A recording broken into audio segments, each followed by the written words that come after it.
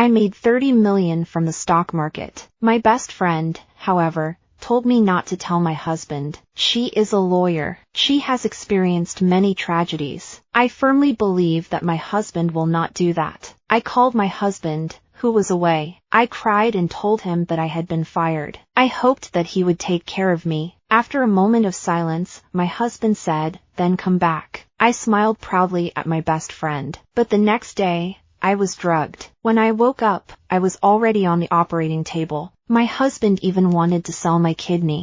I didn't get home until midnight. I simply tidied up and went to bed. James was working overtime. I took a taxi home by myself. Early the next morning, I just got up and saw James come back. I walked up to him and wanted to hug him. He gently pushed me away and said, "I haven't showered for a day and night, and I'm a bit dirty." Okay then. I sat in the living room, waiting for him to finish his shower. In the morning, we hadn't eaten anything. We were going to go downstairs and grab something to eat. While we were eating, a pregnant woman bumped into me. She didn't look very old. James quickly came over. He helped the pregnant woman up. He said anxiously, "Oops, why are you so careless? Wait, what's going on?" He's blaming me. I didn't mean to bump into her. She bumped into me. I don't understand. I walked over and pulled James over. "James, you're not helping me. Instead,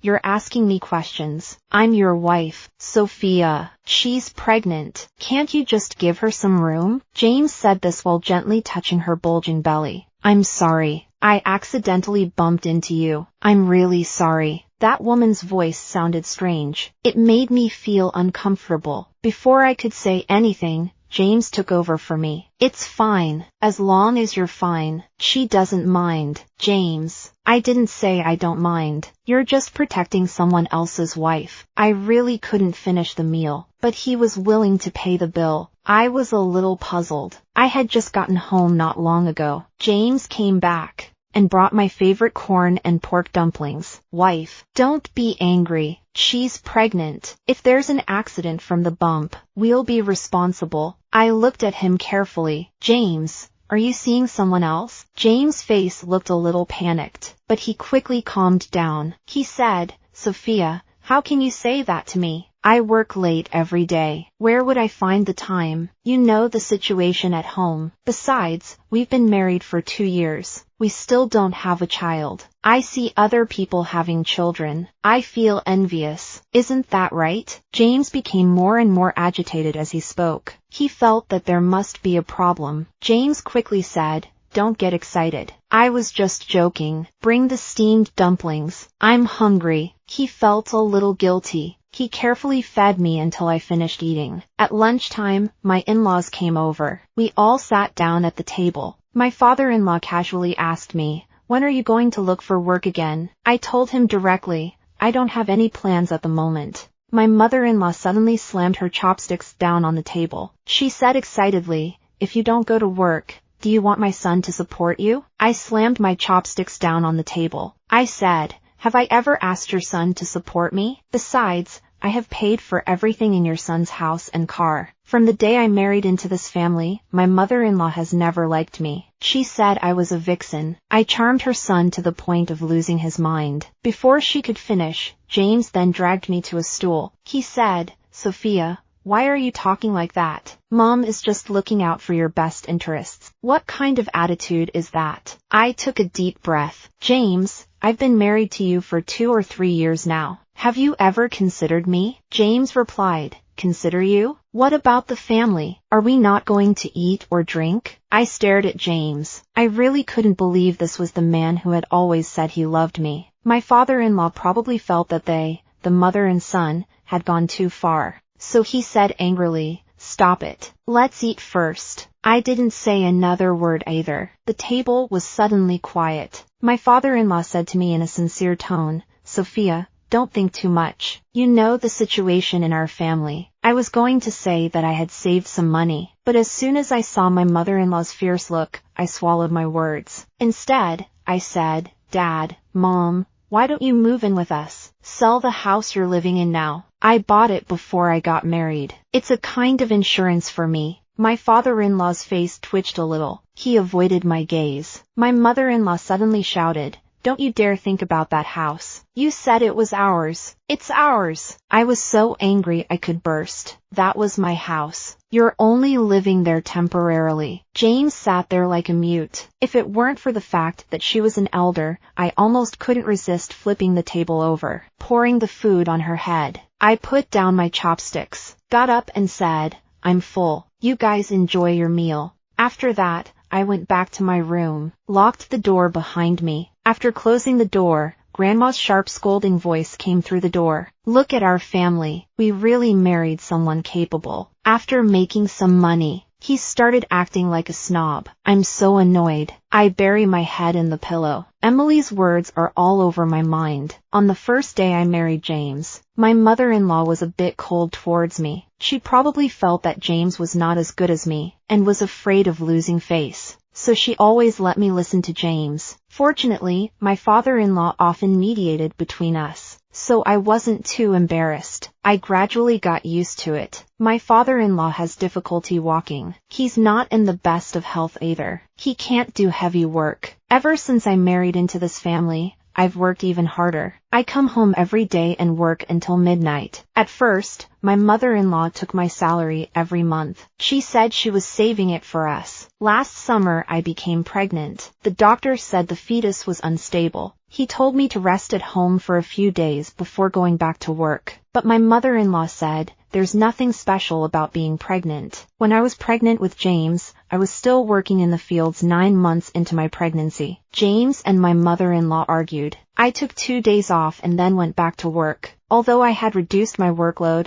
I was unable to keep the baby. After the miscarriage, James stayed home with me for a day. Then my supervisor called him away on business. My mother-in-law told me to behave myself. She said if no one in the family went to work, James was away. My mother-in-law didn't make things difficult for me. I cooked 3 meals a day on time. At least I didn't eat leftovers. But I understood. It was my father-in-law who told her to do so. I hadn't even finished the month-long postpartum rest period. James returned from his business trip. He hadn't been able to sign the contract. He was scolded severely by his boss. He was suspended for half a month. My body hadn't fully recovered. I went back to work. My previous job paid a good salary, but it was quite tiring. Emily said that a company she knew was looking for an editor. The salary was good. As soon as James heard that, he immediately asked me to go for the job. After we moved in separate places, James would call me 3 times a day. He would tell me about his life in great detail. When he came home on vacation, he took very good care of me. Every time I went home, I could eat hot meals. Even my mother-in-law, who had a problem with me before, slowly changed her attitude. Today's James is like a different person. He's completely different from before. Emily said, ever since I married into this family, she's seen that James's family only cares about money. They treat me well because I pay them well. If they ever decide I'm no longer useful, they won't hesitate to get rid of me. I think that's how my mother-in-law feels. But James and his father aren't as materialistic. When I was bullied at home,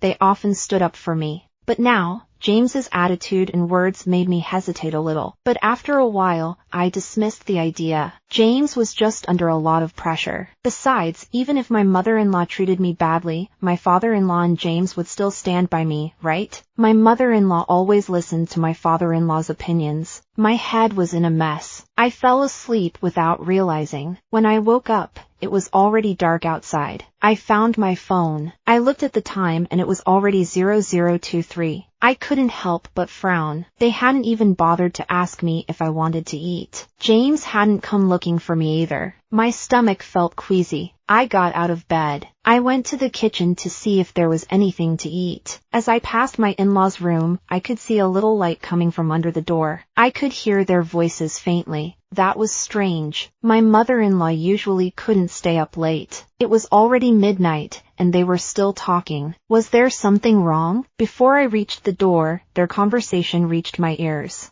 I couldn't help but break into a cold sweat. Grandma said, Sophia doesn't have a job anymore. She's completely dependent on our son for support. What a loser. Grandpa reminded her, keep your voice down. Don't let her hear you. She paid for our house and car. She used to give you her salary. We don't know how much she's saved up. Grandma, you're right. She must have some savings. Otherwise, how could she dare not go to work and eat at home all day? My legs kept shaking. My hands were clenched into fists. Their words were like a huge stone. It smashed against my chest. It hurt so much. I was about to run away. But then my mother-in-law's voice came back. She doesn't want to go out to work now. Do we really have to sell the house and give her the money? Huh? My father-in-law's voice suddenly turned cold. You really are stupid. How can you sell it? We have to find a way to take the 2 houses away from her. So what do you suggest? She's been working for a few years. She's like a different person when she comes back. She even dared to argue with me at dinner today. My mother-in-law was on the verge of losing her temper. My father-in-law smacked his lips impatiently. Don't worry about this. And be careful what you say in the future. Don't make her angry. If you can't bear the small things, you won't be able to bear the big things. I promised. Okay, I'll do as you say. We need to get the money quickly. Otherwise, we won't even have enough for the baby formula.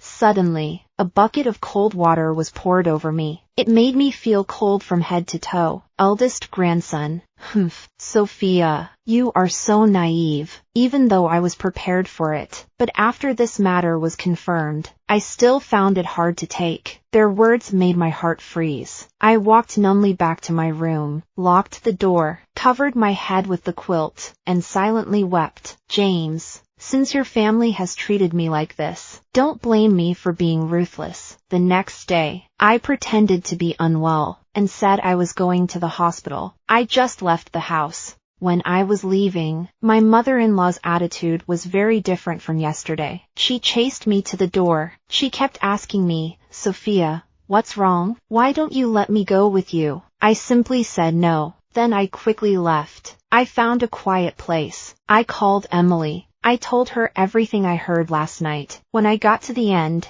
she cried and complained loudly. Emily was so anxious. She insisted on coming over right away to take me away. But I was just not willing to give up. I had put in so much effort. But they've taken advantage of me. I cried and asked Emily, Emily, you tell me, why did James do this to me? It seems that all men are the same. Emily said, what are you going to do now? You don't know anything about that person. I didn't know how to answer. Emily comforted me. Don't worry. Ask them again. Pay attention to James's movements. I responded with a nasal sound. Well, Emily let out a long sigh. I warned you before. James's family is unreliable, but you wouldn't listen. It's good that you see it now. It's better to know than to be taken in. Sophia, you have to believe it. Your good life is still waiting for you. My name is Sophia, but Emily doesn't want to call me Sophia. She says I'm too soft-hearted, always thinking of others. I wish I could think more about myself. I look up at the sky. White clouds float by. I said to Emily, they don't even see me as a person. I'll make them pay. Emily thought for a moment, and answered, okay, but you have to be careful. Don't let them take the house. And that woman, she's key evidence. My nose got a little bit sore. If I had to say the luckiest thing in my life, it would probably be having Emily as a best friend. Ever since my parents left me, she's been my rock. 2 days later, the miniature cameras Emily sent me arrived. I took advantage of the fact that they were not at home and placed 2 in the living room and 2 in the parents-in-law's room. Emily told me to collect as much evidence as possible and that it would be best to find some solid clues. At dinner, my father-in-law tested me again, so I handed him a bank card with 100,000 yuan on it. I said, parents, this is all the money I have on hand right now. You can use it for now. After the new year I'll find a job. My father-in-law sighed. He pushed the bank card back. How can we always use your money? You'd better keep it. My mother-in-law was worried that I would take the bank card away. She quickly grabbed it. She put it in her pocket. She said, you old man, Sophia is being filial to us. She and James are husband and wife. Isn't it only natural that they should be filial to us? As soon as she had the money in her hands, Grandma immediately beamed. Even James kept on serving me food. Grandpa glanced at them a few times. In the end, he didn't say anything. Judging from his consummate acting skills, I guess even he was fooled. I suppressed the discomfort in my stomach. I comforted Grandpa a little. Grandma finally couldn't hold back and got to the point. Sophia, you see, your father and I are getting old. When you get old, you want a place to settle down. Why don't you transfer the ownership of that house to us? You're living in such a big house anyway. I said, anytime you want. Add James's name to the title of the house then. After all, we've been married for so many years, and I haven't given him a child. He replied, let's wait a bit longer. We can do the paperwork for both houses together. That'll be more convenient. My mother-in-law immediately frowned. Her eyes were full of anger as she looked at me. Sophia, you've been married here for 2 or 3 years now. Even a hen should have laid an egg by now. But you still haven't got pregnant. Hurry up and transfer the ownership of the house. Your father and I can go back to our hometown. I held back the anger in my heart. I forced a smile. Mom, look what you're saying. You are James's real parents, which means you are also my real parents. If you want the house, I will definitely give it to you. Why don't we get both houses together? That way you don't have to keep going back and forth. Dad, what do you think? My father-in-law gave my mother-in-law a serious look and said, don't worry about the house. Don't pay too much attention to what your mother says. You can't force a child to do something. I laughed and agreed. After dinner, I went back to the bedroom. After my father-in-law left, James went into my mother-in-law's room. I put on my Bluetooth headset and turned on the surveillance screen on my phone. I saw James asking my mother-in-law for money. He said he needed 20,000 yuan. The reason was that Lily needed to go for a medical checkup and buy some skin care products. From this situation, Lily must be the other woman, but James was quite willing to spend money on her. My mother-in-law said, there's no way we have that kind of money. Being pregnant is not a big deal, and why buy skin care products? James kept persuading her. In the end, my mother-in-law gave him 5,000 yuan. James walked out unhappily. Then an idea suddenly occurred to me. I took James by the hand and led him to the bedroom. James impatiently shook off my hand. His tone was a little urgent. What is it? I asked in a low voice. I heard you asking Mom for money. Is there something urgent? James looked at me suspiciously. You were eavesdropping. I pretended to know nothing at once. You and Mom were talking so loudly. You were even arguing. How could I not hear it? I reached out to pull him again. This time he didn't resist. We went into the bedroom. I closed the door and locked it. Then I showed him a loan information on the mobile phone webpage. He glanced at it and pushed it away. This is a loan. Do you think I'll fall for it? I said with a smile. But aren't you in urgent need of money right now? James thought about the person he loved still being out there. After a moment of hesitation, he asked,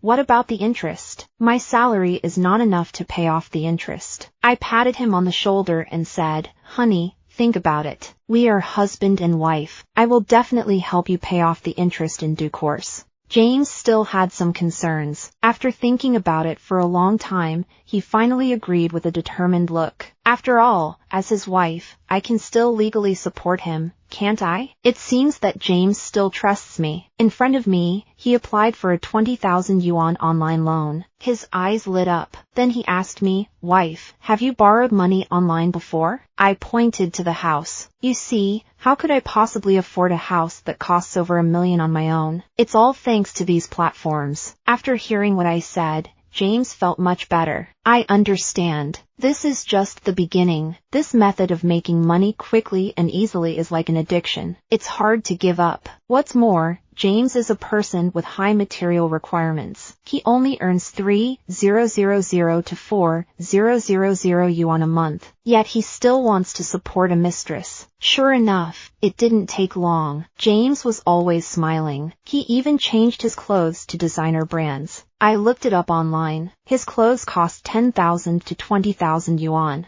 This guy really knows how to spend money. Plus the pregnant mistress. I guess it cost 100,000 yuan. Recently, my father-in-law has been going out early and coming home late. My intuition tells me something's definitely going on. I stayed up all night. I kept an eye on the surveillance camera. Late at night, my father-in-law came out and looked twice. He noticed that the light in my room had gone out, so he quietly went back to his room. He was discussing some big plan with my mother-in-law. I couldn't help sneering inwardly. Do they want to get back at me? After returning to the room, my mother-in-law couldn't help but ask, "Have you arranged things over there? How much are they going to pay? After all, the price of this kidney is not low." The father-in-law waved his hand helplessly. He said, "That person just won't raise the price." He also said that a woman who can't bear children might have an illness. The mother-in-law couldn't help complaining, "What kind of twisted logic is that? How come she can't bear children? Didn't she used to be pregnant before? She just had a miscarriage."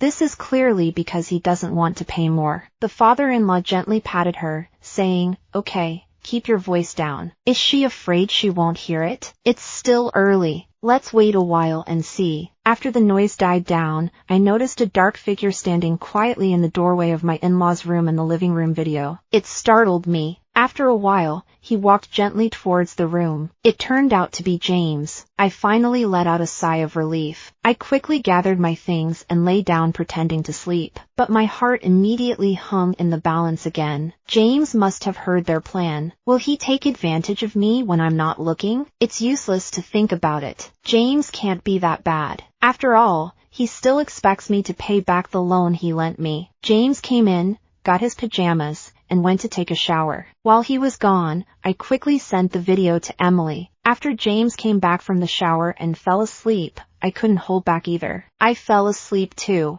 A few days later, one night, James came into the room and stared at me for a long time. After he left, I slowly opened my eyes. I immediately took out my phone and Bluetooth headset. I covered my head with the quilt. I looked at the video with confusion. He was holding a document and walking into his in-laws' room. He didn't knock on the door. He just pushed the door open. He surprised them. I switched the surveillance screen to my in-laws' room. I saw James sitting down. "Mom and Dad, are you trying to sell Sophia's kidney?" Father-in-law is shocked, staring at him. "How did you know? We are your parents. She is just an outsider. Don't you dare help an outsider." James gives him a reassuring gesture. "Don't worry. Why did you hide this from me? You said it yourself. She is just an outsider. We are the family." That day, I came home from work in the middle of the night. I heard some noise coming from your room. I listened outside for a while. He excitedly approaches father-in-law and mother-in-law. Then he continued, "I went to the black market to find out a few days ago. A kidney can sell for at least 1.5 million. His father-in-law frowned and didn't say anything. His mother-in-law, however, firmly nodded at him. His father-in-law patted her gently. She said with some displeasure, "Why hide it from our son? We're all family. What can't you just say directly?" James didn't care about his father-in-law's gloomy face. He was so excited that he almost shouted, "Mom and Dad, is it true? It can really sell for over 1 million. But James stopped in the middle of his sentence, intentionally selling a suspense, handed the document in his hand to his father-in-law. "If she loses her kidney, her body will definitely be less than before. In case of an accident one day, is it necessary to buy an accident insurance?" His father-in-law picked up the accident insurance and glanced at it casually, then threw it back to James. "No need. Being murdered is not considered an accidental death. Besides, she is not stupid.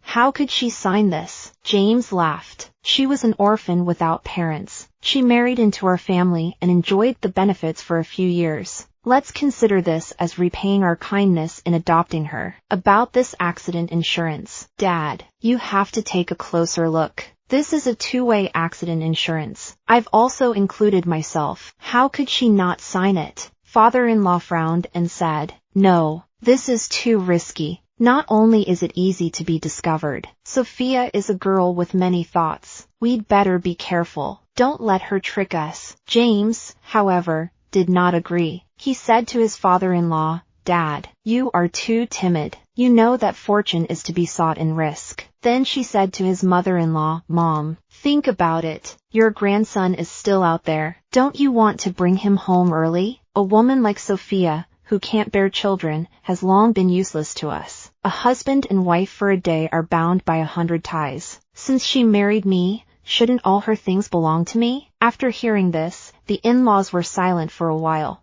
Their expressions were more serious than ever, but my hand holding the phone kept shaking. It turned out that this was the ugliness of human nature. What a beautiful saying about a husband and wife for a day being bound by 100 ties. They are simply heartless, cold-blooded animals. In the end, the in-laws finally agreed. I watched as James stood up. My hands were shaking uncontrollably. I quickly sent the video to Emily. A flame of anger shot up in my heart. After I sent it, I immediately packed up my phone and headphones. I didn't sleep all night. I kept a close eye on James. When he left for work in the morning, I took out my phone and tapped the keyboard hard, sending a message to Emily. Emily, I wanted to see them suffer. Emily replied immediately. Sophia, don't get worked up. The more impulsive you are, the more likely you are to make them panic. Be careful, they might do something desperate. Originally, Emily and I had a simple plan. We just wanted to get back what was ours.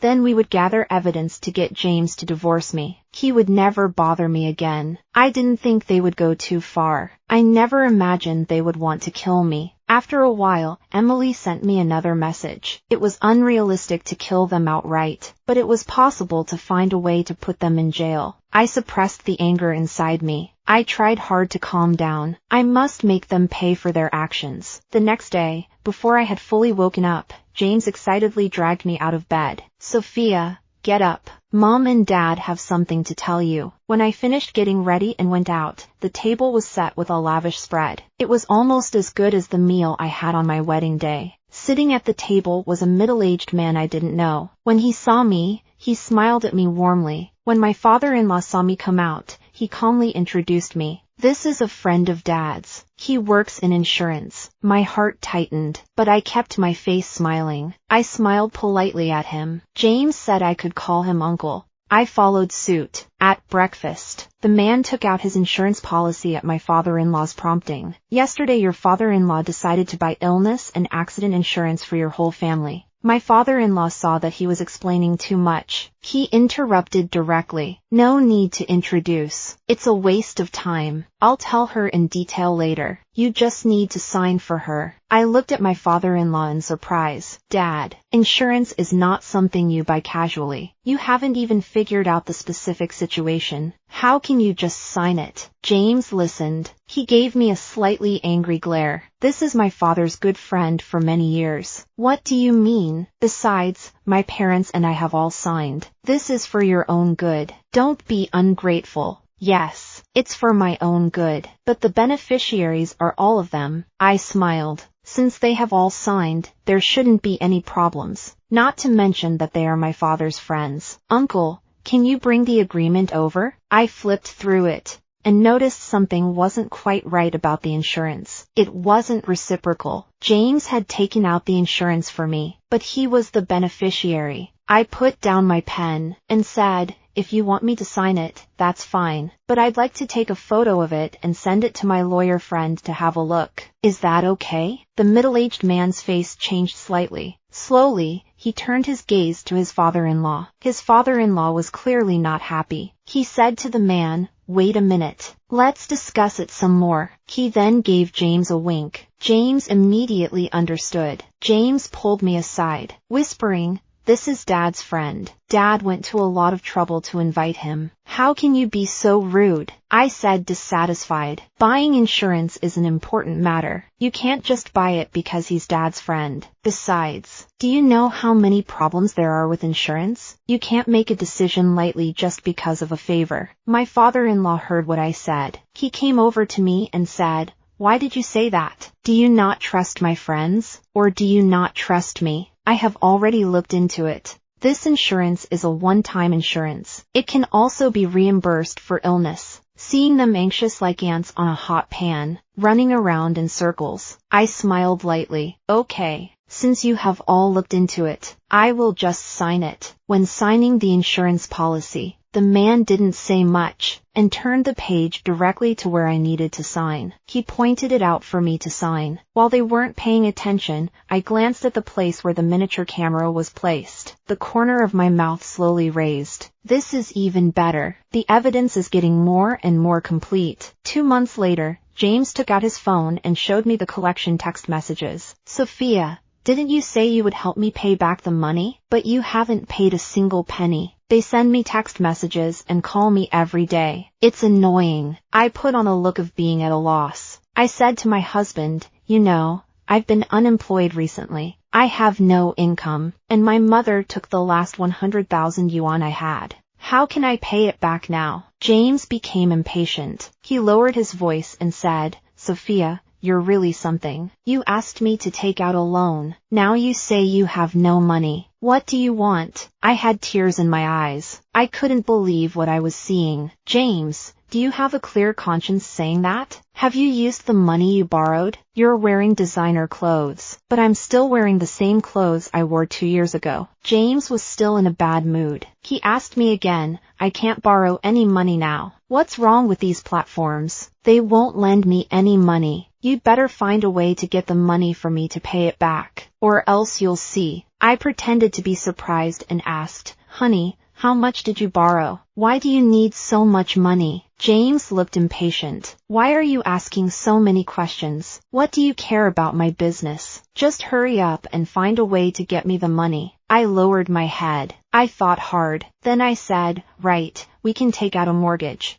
James put down his phone. He looked at me. A mortgage? What are you going to use as collateral? Are you going to mortgage the house and the car? Yes. I'll look for a job in a while. Let's mortgage something for emergencies. I stare at James's face, trying to read what's going on in his mind. James seems to have thought of something. His furrowed brow suddenly relaxes. Let's do what you say. I pull a number out of my phone and hand it to him. This person specializes in mortgage loans. He quickly saves the number in his phone. Ignoring me, he walks away. That night, I receive a strange text message. The fish is hooked. 80,000 yuan. I really didn't expect it. James actually convinced his mother-in-law to use the property ownership certificate as collateral. The house he's living in is now mortgaged for 800,000 yuan. Fortunately, their father-in-law is quite smart. Otherwise, there could really be a big problem. Emily told me to hurry back. She said that the evidence I have is enough to prosecute them for preparing to commit a crime. She advised me not to do anything extreme. I just can't agree. I've put in so much effort. How could I just let it go? Not to mention the extramarital affair and the child, which I can't reveal. Emily saw that I wasn't listening to reason. She was so worried that she came 600 kilometers to see me. I didn't let her come to my house. I arranged for her to stay in a hotel. As soon as we met, we had a fight. Emily said I was too impulsive. I was blinded by anger. She said the family was looking for ways to get back at me. I was rushing to give myself up. That wasn't wise. She did have a point. Since they are willing to do anything for money, why should I hold back? When she calmed down, she handed me a document. It was the information that the private investigator I hired found. Take a look. I opened the file. I saw the personal information of the woman. One line said that she was 8 months pregnant. There were also a few intimate photos of her and James. I glanced at them, then I closed the file.